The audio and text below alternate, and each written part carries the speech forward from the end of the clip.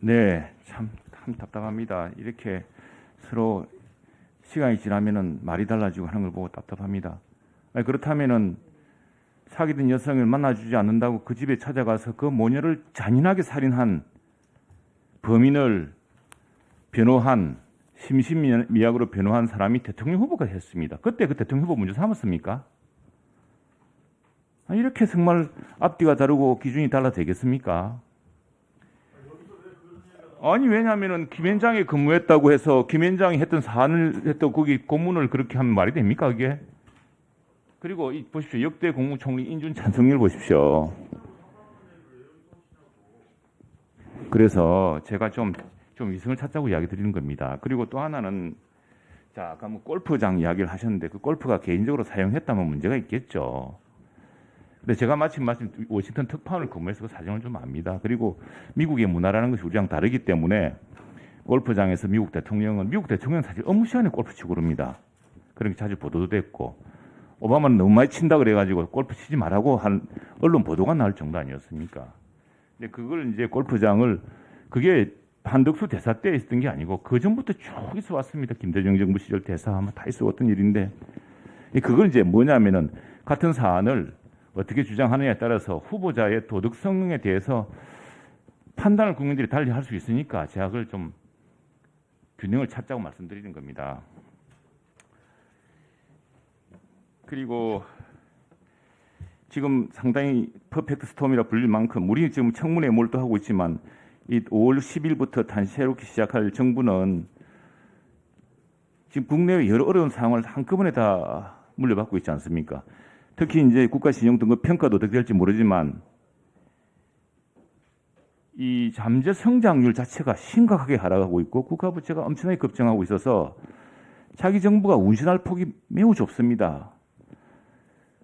우리가 넓혀놓았던 무역 영토가 다시 새로운 CPTPP라는 무역 협정에서 우리가 만약 고립되고 소외된다면은 그 무역 영토를 고스란히 뺏길 그런 심각한 사안에 있는데, 여기 대해서 총리 후보자가 과연 그걸 감당할 능력이 있는지 그걸 좀 여쭤보고 싶습니다.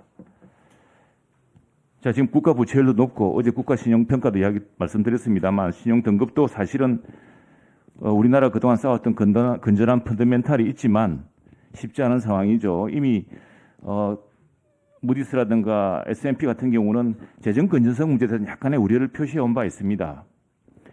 그리고 어제 제가 경향신문 사설도 말씀드렸습니다만 지금 무역 수지가 악화되고 있어서 자칫하면 그동안 우리나라 국내 여러 가지 산업이 좀 망가져도 이 우리 대표 산업인 반도체, 자동차 이런 것들로 해서 무역 수지를 통해서 외화를 많이 벌어들이는데 이제는 재정 적자에 무역 적자까지 쌍둥이 적자가 우려된다는 이야기, 걱정이 참 많습니다.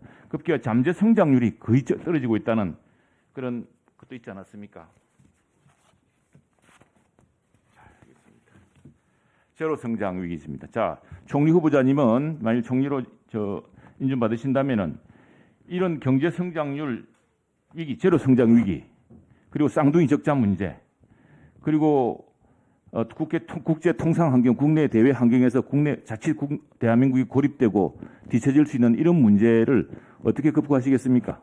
단기적으로는 우선 재정이나 통화 정책인 매크로 정책을 통해서 단기적인 성장은 관리해야 된다 이렇게 봅니다. 그러나 장기적으로 우리나라는 지금 구조적인 문제가 너무 많습니다.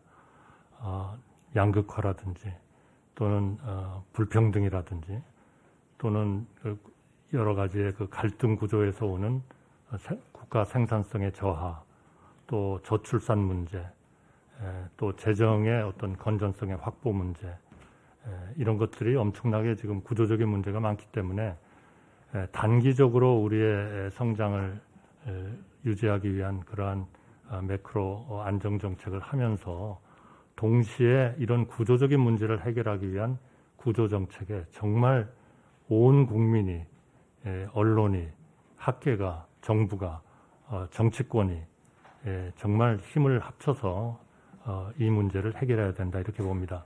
그러나 그 구조적인 문제 그 어디 하나도 쉬운 일이 없습니다. 벌써 오랜 동안에 걸쳐서 거기에 일종의 기득권 같은 것들이 형성이 되어 있기 때문에 다 모두가 조금씩을 그러한 그 기득권을 내놓고 중장기적으로 국가가 다시 한번 이런 그 일종의 그 성장에 대한 하나의 그런 그 동력 이런 거를 회복할 수 있도록 그렇게 노력해야 된다 이렇게 봅니다. 대외 개방 문제는 우리의 전체적인 그 경제 영토를 늘리는 것이고 특히 여러 나라들이 참석하는 이런 다자적 이러한 그 자유무역 이거는 우리가 빠지면 정말 불리해집니다. CPTPP도 여기에 한국이 빠지면 제일 득을 보는 거는 아마 일본일 겁니다.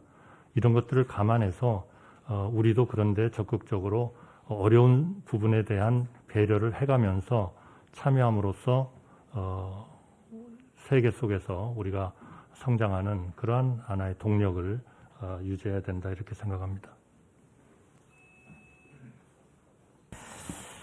네, 다음은 존경하는 김의겸 의원님 질의해 주시기 바랍니다.